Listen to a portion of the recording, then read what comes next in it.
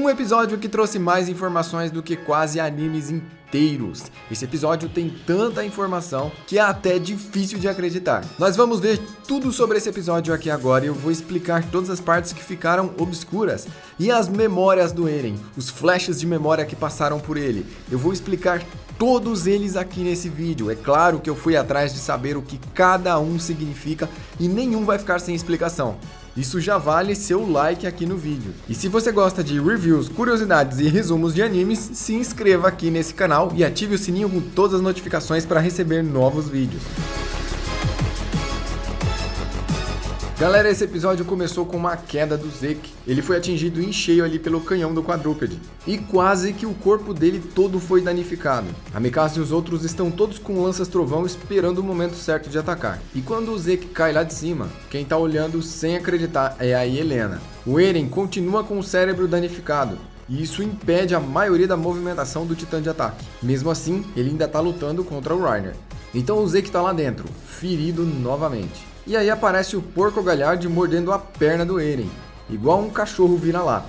Ele tá ali e no episódio anterior ele foi humilhado pelo Eren que o derrubou com apenas um golpe. Agora o Porco Galhard vai sofrer a ira do Eren, mesmo que ele esteja se esforçando muito. O Eren com essas suas manoplas de endurecimento prega o Titã Mandíbula no chão e deixa o Reiner bastante preocupado. Ele bate várias vezes exatamente na nuca do Titã Mandíbula. E ele logo vê que está em sérios problemas. Logo ele é completamente pregado no chão. Isso porque o Eren está com os movimentos reduzidos. E mesmo assim ele ainda teve uma vantagem avassaladora em cima do Galhard. Ele ficou completamente derrotado e esmagado. Então o Titã Quadrúpede atira novamente em mais um tiro certeiro, arrancando a manopla do Eren e acertando novamente a sua cabeça. A regeneração do Eren, que já estava meio lenta, agora foi completamente perdida e a sua mão de endurecimento também. O Eren está começando a ter problemas para regenerar tantas partes do corpo. O tiro foi tão forte que atravessou uma casa, pegou em uma torre e derrubou a torre. E aí agora eles miram no bestial, eles querem eliminar o Zeke, para não ter a mínima chance do Zeke e do Eren se encontrarem e ativarem o poder do fundador. Floch e os outros chegam e começam a lutar contra eles. A tropa de exploração versus Titã Quadrúpede. Armin também está pensando numa forma de montar uma estratégia enquanto tudo isso acontece. Porque a Pieck, além de estar numa posição muito privilegiada no topo das muralhas, ainda tem uma arma extremamente poderosa. E veja a tropa de exploração à volta dela como se fossem moscas. Nesse momento, a Mikasa está salvando a vida do Armin, e o exército de Marley está sendo atacado com lanças trovão. Os inimigos que antigamente eram apenas os titãs, agora são humanos. E o Jean chama a galera para recuar. Os soldados de Marley estão todos muito bem posicionados, o ataque surpresa deles foi um sucesso. E Helena está num lugar seguro, apenas observando as coisas. E a situação do corpo do Zeke é realmente preocupante. Ele perdeu grande parte das suas costas e praticamente todo o seu braço direito.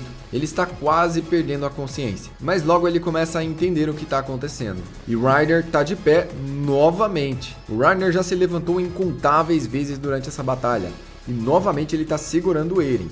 Lembrando que o Eren está com os movimentos limitados porque ele foi acertado novamente no cérebro. E agora está sem uma de suas mãos. O Titã Mandíbula está soltando muita fumaça tentando se regenerar, mas os danos sofridos foram muito graves. Ele mesmo já nem sabe onde é que ele está completamente perdido.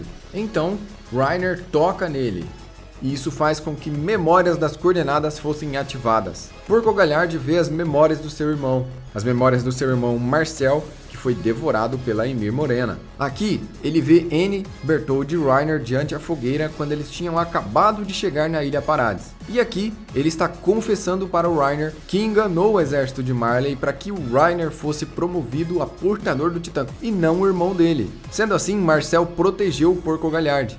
Porco sempre teve as notas e os resultados muito melhores que Reiner.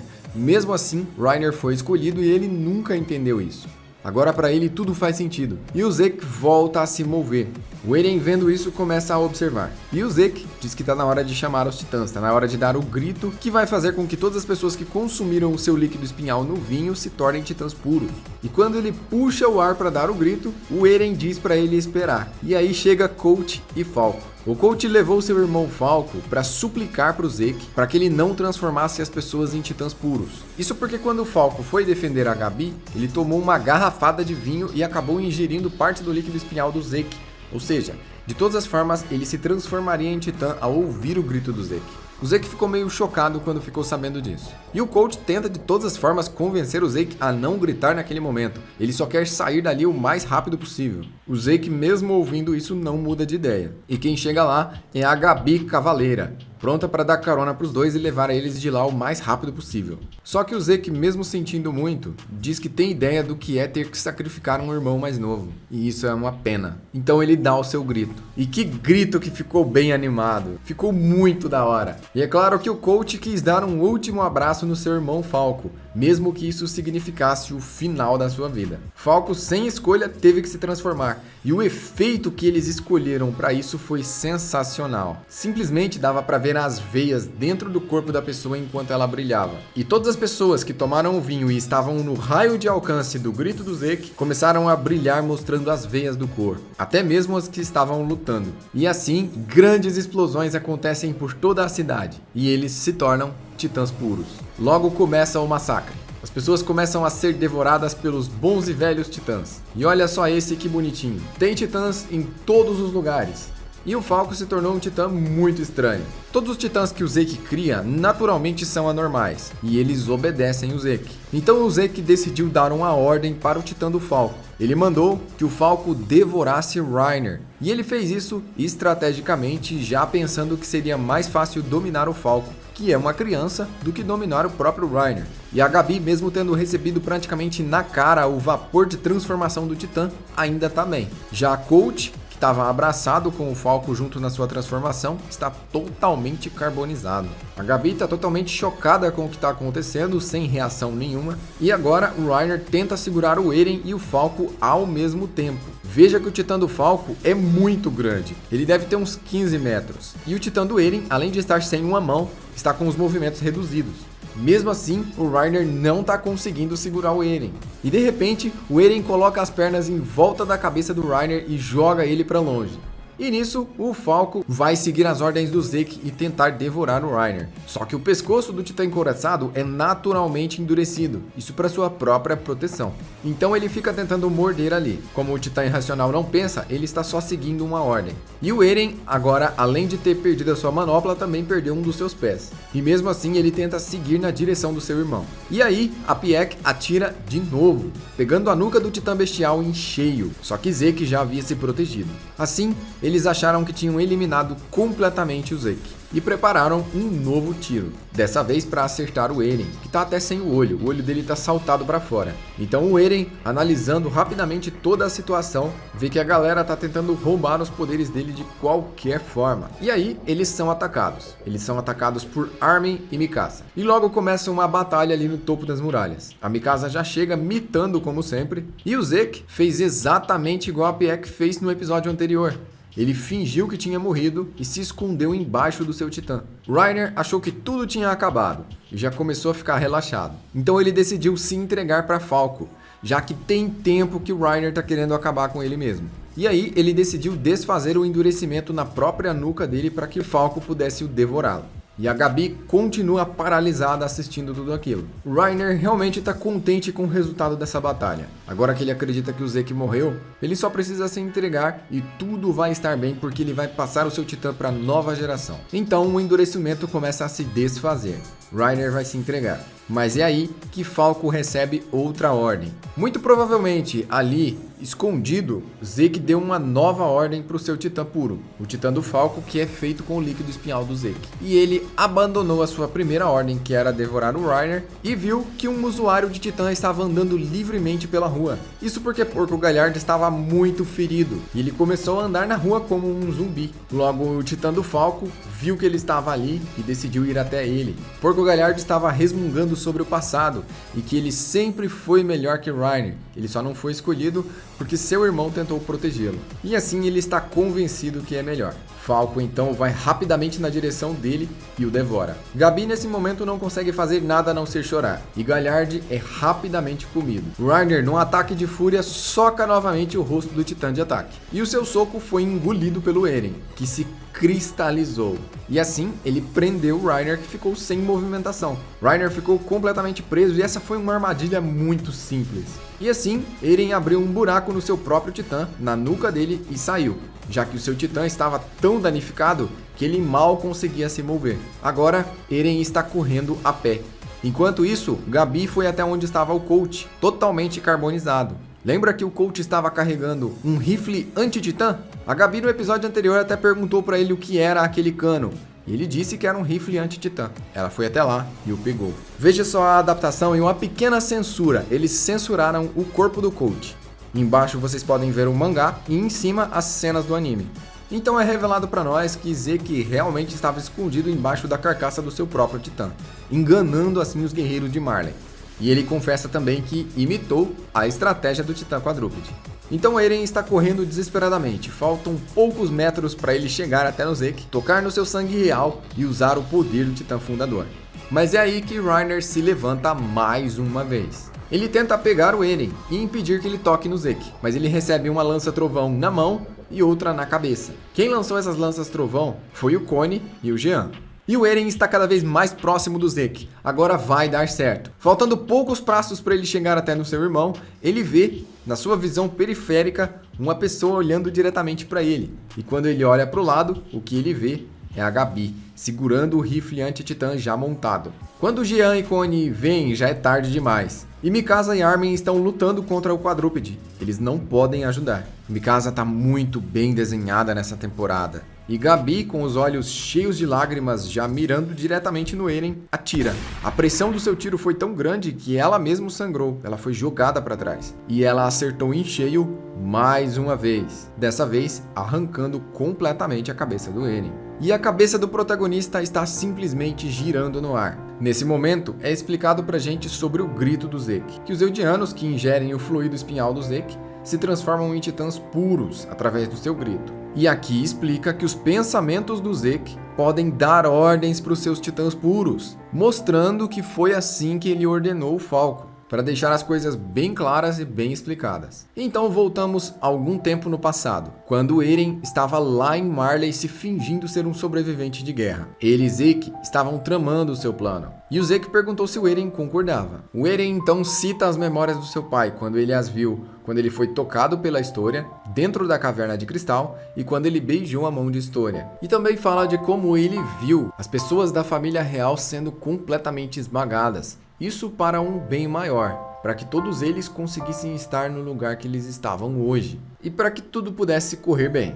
Zeke, ouvindo isso, acha que ele está completamente de acordo com o pai deles, o Grisha, que era um revolucionário contra Marley. Mas Eren diz que não. Eren vai concordar com todos os termos de Zeke, falsamente, para que ele tenha o apoio dele nesse momento. E assim, de certa forma, mesmo desconfiado, Zeke aceita. Só que nós podemos ver, em algumas cenas adiante, que Zeke realmente está muito desconfiado. Nesse momento, eles não podem tocar as mãos. Esse aperto de mão selaria o acordo. Porém, se eles se tocarem, eles podem ativar o poder do Fundador.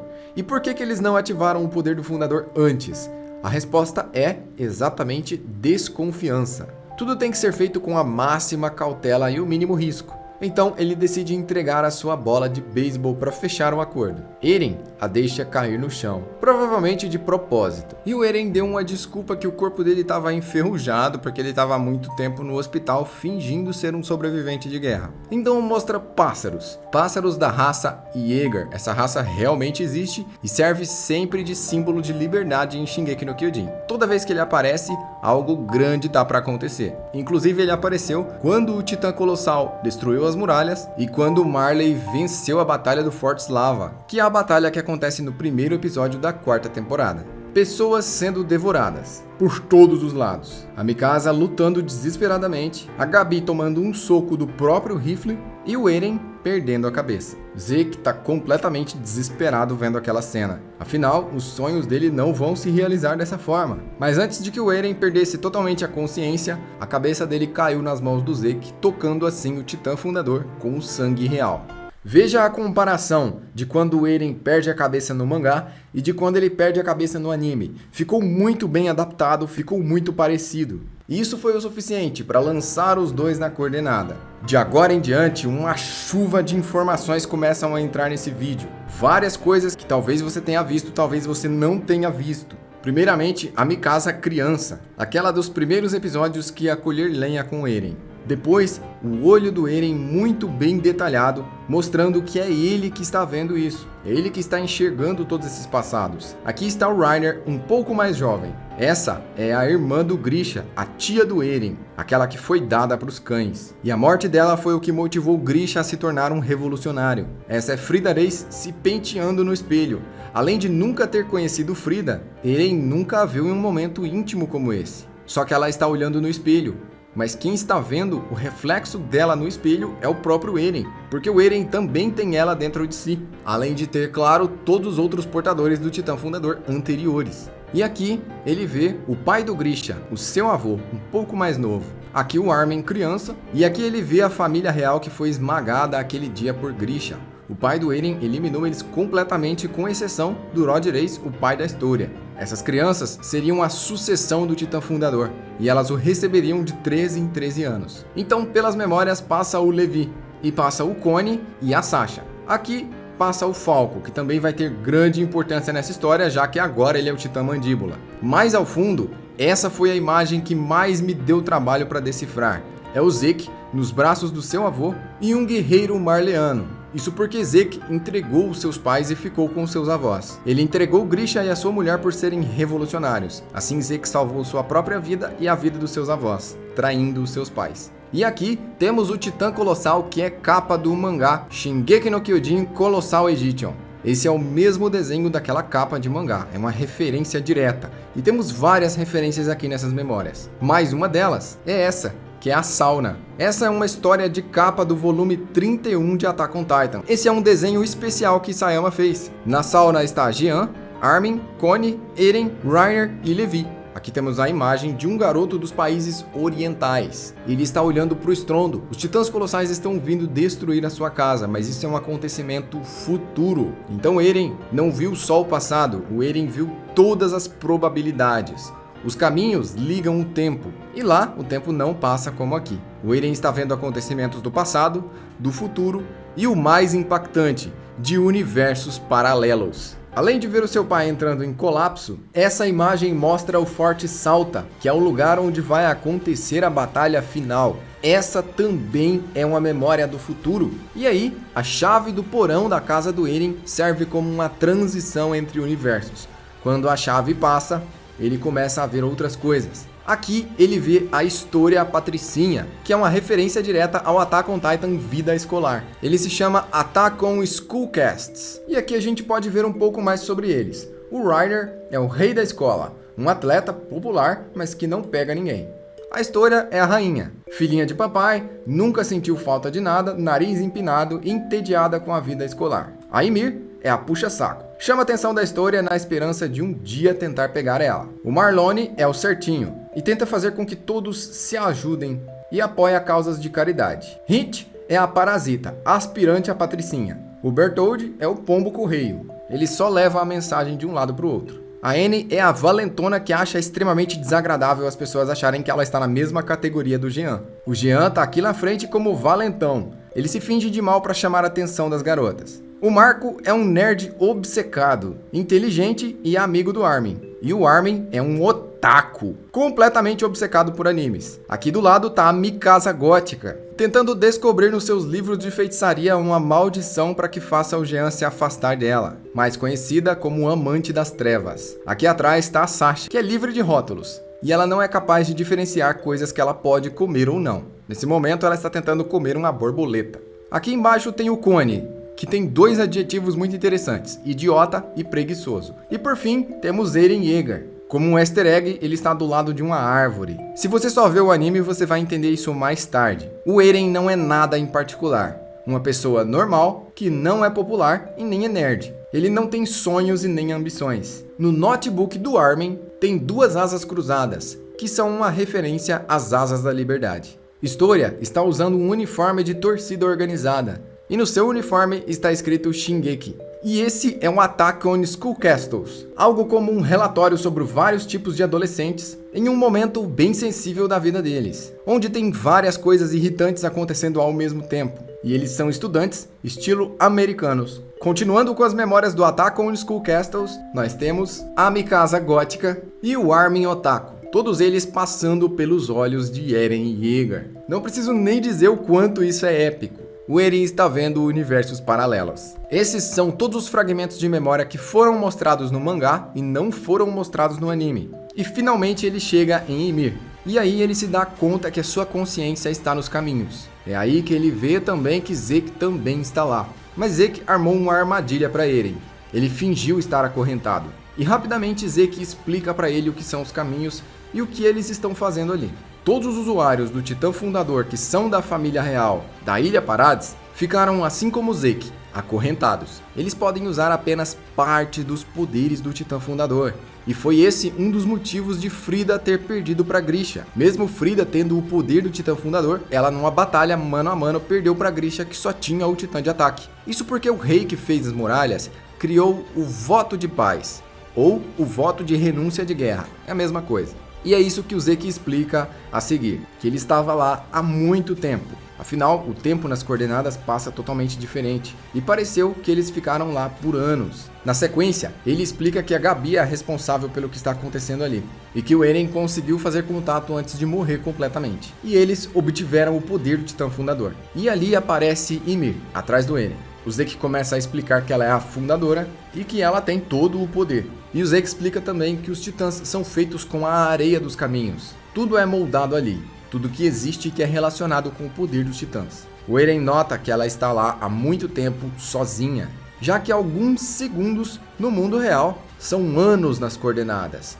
Ymir está há 2000 anos nas coordenadas, o que pode simbolizar um tempo de milhares de anos. Então Zeke manda Eren dar uma ordem para Ymir, para que finalmente eles possam deixar o povo eldiano infértil. E o Eren pergunta sobre as correntes, o que elas estão fazendo com o Zeke. Ele explica que esse é o voto de renúncia de guerra, e que a família real é automaticamente presa por ele. Sendo assim, eles não podem lutar. E isso é até verdade para a família real que vive dentro das muralhas. Mas a família real que vive fora das muralhas é outra coisa. E Zeke, até esse momento, está fingindo que está preso como se fosse a família real de dentro das muralhas. Assim ele está testando se Eren vai ser fiel a ele ou não. Ele pede para que o Eren realize o sonho dele e do Sr. Xaver, que é o Tom, o antigo portador do Titã Bestial, que foi como um pai para o Zeke. Só que o Eren não vai aceitar esse plano. O Eren diz que esse plano é idiota e começa a se aproveitar da situação do Zeke estar preso. Zeke faz um pequeno teatrinho fingindo que ele está extremamente triste e ele decide tomar o poder de Ymir. Só que o Eren é completamente ignorado por Ymir. Ela só obedece o sangue real, então ela se prostra diante do Zeke. E agora Zeke acredita ter todo o poder do Titã Fundador. Ele se livra das correntes e mostra para Eren que está livre do voto de renúncia de guerra. Agora, ele pode até mesmo usar o poder do Fundador para fazer o que quiser. E assim ele segue. O Zeke está completamente bombado. E aqui, ele comete o seu maior erro, porque ele começa a zombar de Ymir. Ele diz que ela possui um enorme poder, mas ela se acha uma escrava. Ela acredita que ela deve servir fielmente o sangue real. Ele faltou chamar Ymir de um cachorrinho adestrado. E a Ymir calmamente está ouvindo todas essas palavras. Aqui, Zeke diz que o Eren não passou de uma chave. E quando ele diz que ficou feliz por esperar ouvir os verdadeiros sentimentos dele, é que deu certo ele fingir estar preso para que Eren mostrasse sua verdadeira face e os seus verdadeiros objetivos. Então Eren se vê preso nos caminhos. Ele está acorrentado. E Zeke começa seu discurso que eles são vítimas de Grisha, que eles são vítimas do seu pai, que eles sofreram lavagem cerebral. Na verdade, quem sofreu lavagem cerebral foi o próprio Zeke, principalmente por Marley. Mesmo tendo uma ideologia contraditória, ela ainda é deturpada. O plano de Zeke não é ruim. Ele quer deixar o povo eldiano infértil. E isso poderia resolver o problema dos titãs. Porém, o Eren não concorda com isso de forma alguma. E Zeke diz que vai curar o Eren usando o poder do Titã Fundador. Assim, os dois batem a testa nos caminhos. E o episódio termina no que parece ser o Zeke tentando confrontar o Eren com o poder do Titã Fundador. E aí no próximo episódio você acha que o Eren vai conseguir vencer o Zeke? Como será que esse combate vai ser resolvido e principalmente quem Ymir vai ouvir? Afinal, quem recebe a bênção dela é quem domina o poder do Titã Fundador. Se ela não concorda com a sua ideologia, você não tem o poder. Deixa aí nos comentários. Eu sou o Joel, eu vou ficando por aqui e até a próxima.